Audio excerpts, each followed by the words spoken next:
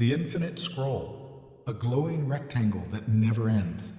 You close TikTok, and your thumb, acting on its own, instinctively opens Instagram. You finish a 10-hour binge watch on Netflix, and the algorithm, ever helpful, instantly serves up 5 more shows precisely engineered to fill the void. A food delivery app offers you 1,000 restaurants, and you sit there, paralyzed by the sheer weight of choice, somehow less happy, more anxious, than when you had only 2 options. Why does all this freedom feel like a cage? We've all seen the videos, we've all read the articles. We are, as a culture, obsessed with the fear of the near future. A future defined by artificial general intelligence, or AGI.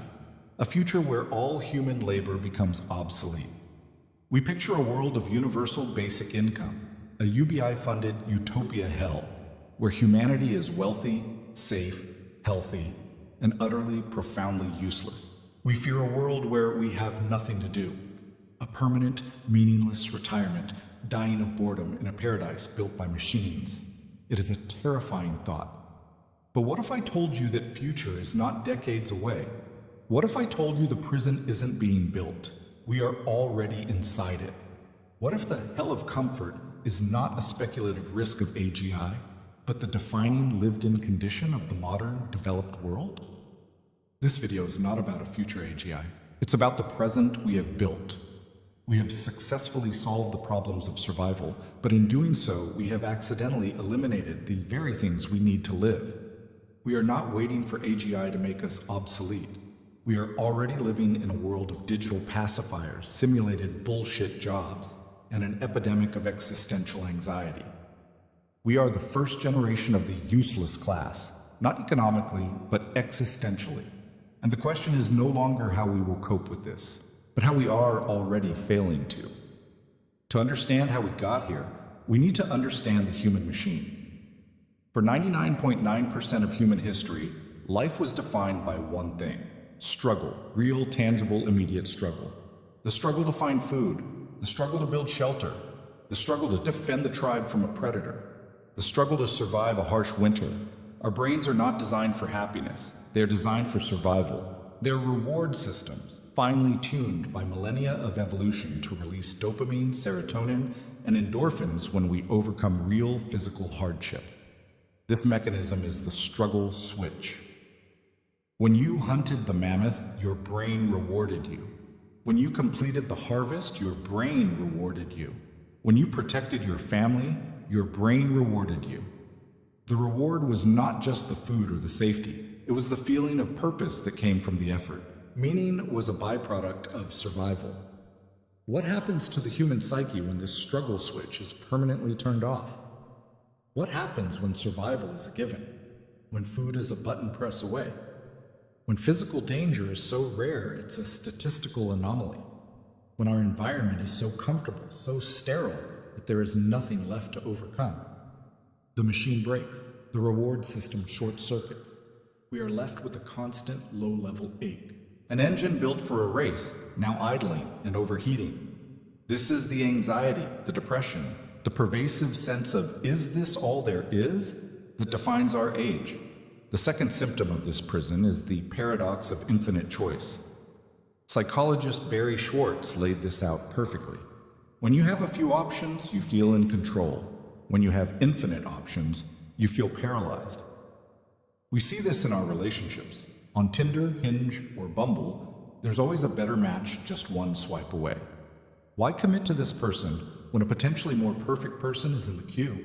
The result is a generation that struggles to form deep, committed bonds, living in a state of FOMO, fear of missing out. We see it in our careers. A century ago, your path was likely set. You were a farmer, a baker, a soldier. Now you can be anything. A vlogger, a data scientist, a life coach, an astronaut. But this freedom is a curse. When you can be anything, the choice you do make feels inadequate. Regret becomes constant. This paralysis of choice is a key feature of the hell of comfort. It promises freedom but delivers anxiety. Finally, when the struggle switch is off and we're paralyzed by choice, a third stranger symptom emerges: the rise of fake struggle. The brain craves struggle. It needs a problem to solve, so in the absence of real struggle, we invent fake ones. This is the core of our modern world. First, bullshit jobs, a term coined by the late anthropologist David Graeber. He argued that a huge percentage of modern white-collar jobs are, in fact, meaningless. They are jobs that exist only to fill time and justify a salary. The work produces nothing of tangible value. Think about it. The emailer who emails the emailer, the manager who manages the managers, the consultant who creates a PowerPoint deck about synergy that no one will ever read. These are our simulated jobs, the exact same concept we fear AGI will force on us.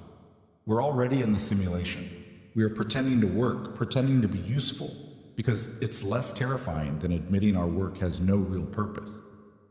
Second, the gamification of life. When our jobs are meaningless, we seek meaning in metrics. We obsess over things that feel like struggle but aren't. How many likes did this post get? How many steps did I take today? What's my credit score? How many followers do I have? We are desperately trying to level up in a game of our own design. We are collecting achievements in a simulation. We chase these fake struggles because the real ones, like building a community, mastering a difficult craft, or confronting our own mortality, are too hard, too slow, and offer no guaranteed reward. We are a society of people dying of boredom, using fake work and fake metrics to distract ourselves from the void. So, how did we build this prison? It wasn't an accident. It was the result of three powerful forces that have converged to create the hell of comfort. First, the digital UBI. We are worried AGI will give us a universal basic income that makes us complacent. I argue we already have it. I call it the digital UBI. It is the constant, algorithmically curated, and virtually free stream of high dopamine, low effort content and services delivered to us 24/7. Social media, streaming services, addictive mobile games, on-demand pornography, cheap, hyper-palatable fast food. This digital UBI functions exactly like the UBI we fear. It doesn't give us money, but it gives us what money is for: pacification. It's just enough comfort, just enough distraction to keep us from rioting. It's just enough to keep us pacified in our cubicles, to stop us from asking the big, terrifying questions. It is the opiate of the masses that Karl Marx never could have dreamed of. It is the perfect control system because we choose it when we crave it. It is the anesthetic for our existential pain. Our second prison wall is safety. We have, with the very best of intentions, obsessively engineered all risk, all pain, and all discomfort out of our lives. We have become a society defined by safetyism. We have helicopter parents who shield their children from any possible failure or scraped knee. We have corporate speak designed to offend no one and say nothing. We have created digital and physical safe spaces to protect us from challenging ideas. But here is the hard truth. Humans do not grow from comfort.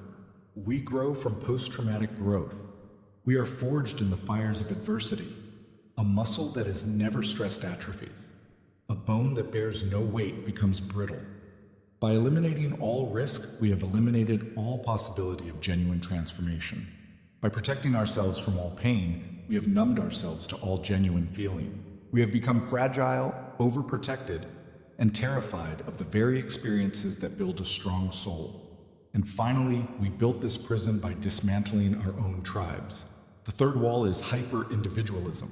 Meaning is not found in a vacuum, it is found in being needed. For millennia, we were bound to a tribe, a village, a community. We had obligations. We had to care for the young and the old. We had to show up for our neighbor because one day we would need them to show up for us. Modern hyper-individualism sold us a beautiful lie, that you are free. Free from all obligations. Free to move anywhere, be anyone, and answer to no one.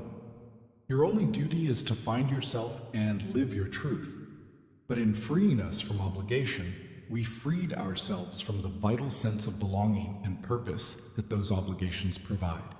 We are now a generation of atomized individuals, free, but profoundly existentially lonely. We are the masters of our own empty kingdoms. So, we feel the ache. We know the cage is real, even if we can't name it. And we try to escape, but our escapes are just part of the illusion. We try to find ourselves through consumerism. We buy the new product, the new car, the new skincare routine. We believe the next purchase will be the one that finally makes us happy. But this is just buying new, more expensive furniture for the prison cell. We try to escape through the wellness industry. We go on 10-day meditation retreats, we drink the green juice, we pay a guru to tell us our purpose, but this is just turning meaning itself into a product to be consumed. It's a temporary high, not a permanent solution. We try to escape through travel. Eat, pray, love. We fly across the world to find ourselves, only to discover that we brought ourselves and our digital UBI with us. These are not escapes. They are products sold to us by the very system of comfort we're trying to flee. What about the neo-Luddite fantasy? The idea of rejecting it all, moving to the woods, and living off the grid? This is a romantic but hollow dream for 99% of us. We cannot uninvent the modern world. We cannot delete the internet. The hell of comfort is not a physical place you can leave. It is a state of mind. So, what is the real solution?